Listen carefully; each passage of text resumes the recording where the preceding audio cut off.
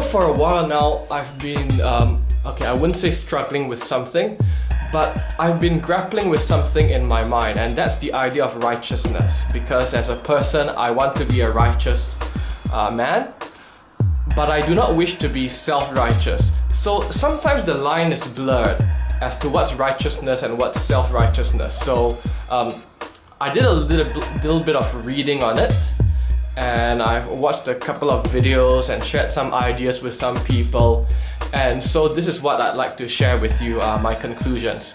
So basically, both righteousness and self-righteousness implies a certain kind of moral framework to begin with.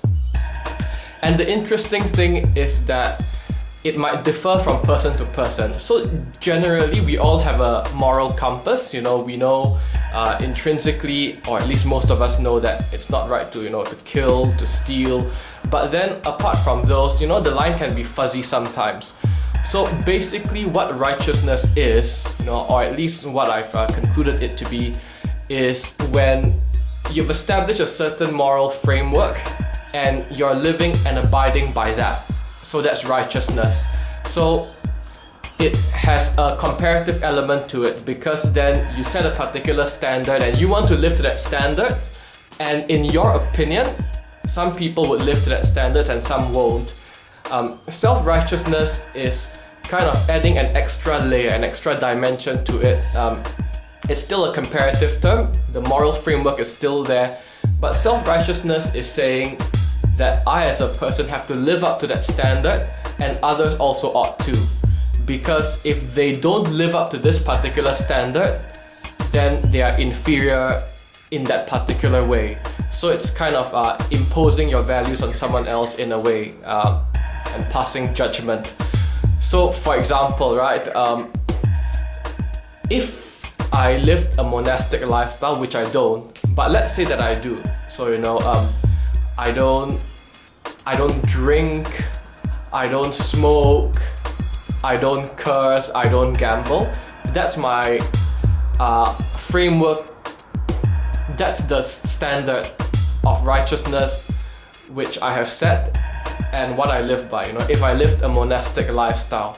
But then from righteousness, I become self-righteous if then I go out and go, oh, okay, that guy's drinking, that guy's smoking, those people there are gambling, so therefore they're inferior to me. Okay, so basically the conclusion that I've come to is righteousness is a good thing as long as you know what you're doing, and you live up to your level of morality. It's something to strive for, it's always a good thing. But self-righteousness is a bad thing, because then you're casting judgment upon others, and sometimes unfairly as well, right? So I'm not saying it doesn't have a role or anything. It does in certain situations, by which, let's say if you see some injustice being done, then you should do whatever it takes, as depending on what you can do to try and right it, if you can. So what I'd like to share is, because everyone's idea of righteousness is different, what I urge you to do is, if you have a particular sense of righteousness, morals, and something that you live by, it won't be fair to actually expect someone else to live in that way. So let's say if you belong to a particular religious group, for example, then it's good that you're there, but it won't be good if you're trying to push others in that direction against their will, okay? And it's the same with some political ideology. You might have certain viewpoints and opinions, which is good, which comes out of a good heart, right?